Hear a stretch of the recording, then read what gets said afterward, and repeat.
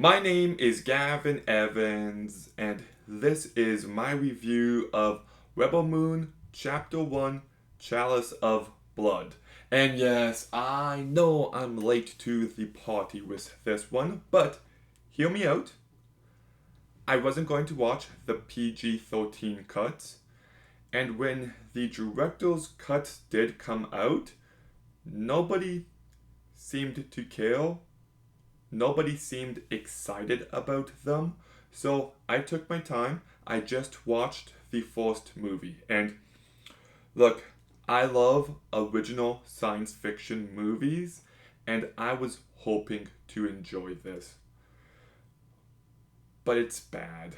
It's a very disappointing movie.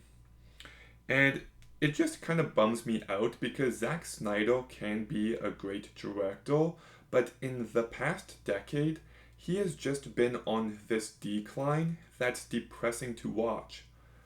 I wonder if he has a single great movie left in him.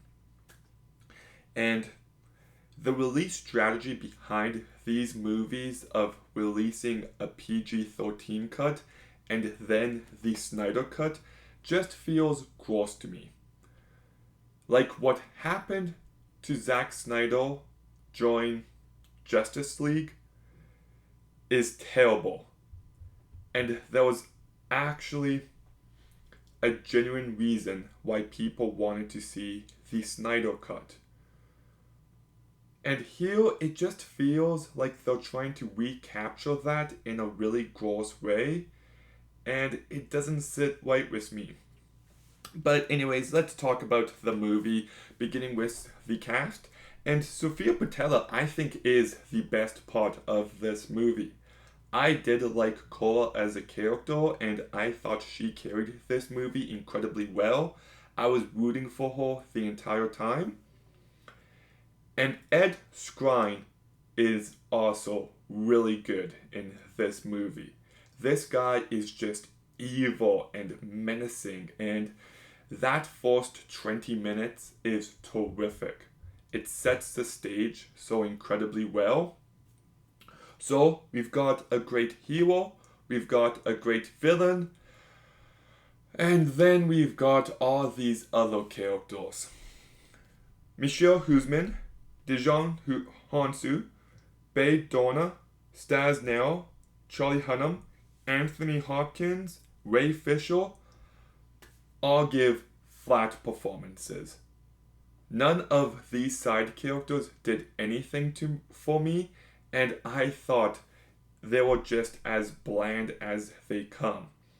And it really bums me out because so much of this movie is we're building a team, so let's find each one of these characters and meet them. And when so much of your movie relies on these characters and they don't stand out in any way, that is a huge issue. And like, don't get me wrong, I do think there is some very cool world building. Some of the warbots, some of the creatures, some of the environments we see look fantastic, and there is some impressive craft to this movie. The costumes, production design, the CGI, lots of that looked really great. I do wish this movie wasn't so muted when it came to the colors. It just made it look very gray and ugly, unfortunately, and yeah, wasn't the biggest fan of that. And there is some cool action. There's one fight scene early on in a barn that I thought was just fantastic. I love how this movie is as brutal and as bloody as it can be at times. And the final fight of this movie, I loved. I really did.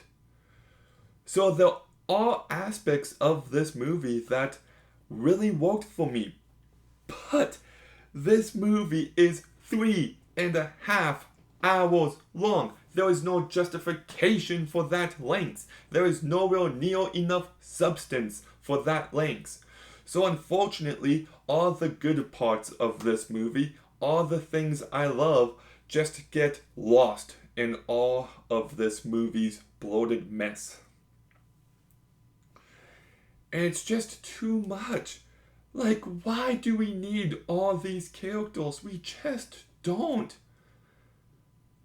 Like, the movie should have focused on Cora and the one dude she's with, and have them go against Ed Skrein and explore this planet, explore this universe, and I would have been very happy with this movie. But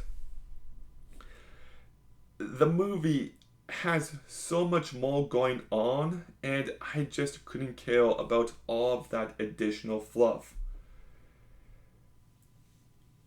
And like, the movie ends, and I'm just like, why couldn't this one have been the ending? Why does there have to be a part 2? Like, I feel like the story wrapped up, but then at the end, they're like, but what if the story didn't wrap up? And I'm like, are you kidding me? That's how it's going to continue? It just feels lazy. And once again, like, that final fight, I was completely into. And I'm like, I wish the entire movie was like this. But, holy shit. Like, there's no emotion. There's nothing of substance here. The movie takes itself too seriously, and it's too bloated to have a fun time with. So even though I do like Sofia Patella, I do like Ed Skrein, I do think there is some great moments here, and there is some really cool world building. At 3.5 hours long, there's just not enough here for me to recommend it, and it's just a disappointment. So I'm giving Rebel Moon Chapter 1, Chalice of Blood, 4 out of 10. Apparently, the opening scene that I loved so much wasn't even in the original cut.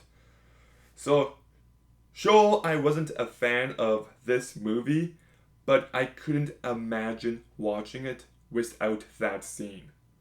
So, I'm still glad I watched this longer cut over the original. But anyways, Rebel Moon Chapter 1, Chalice of Blood, what did you think about it? Let me know in the comments down below. Make sure you like, comment, subscribe. Stay tuned for more videos soon. And Gavin,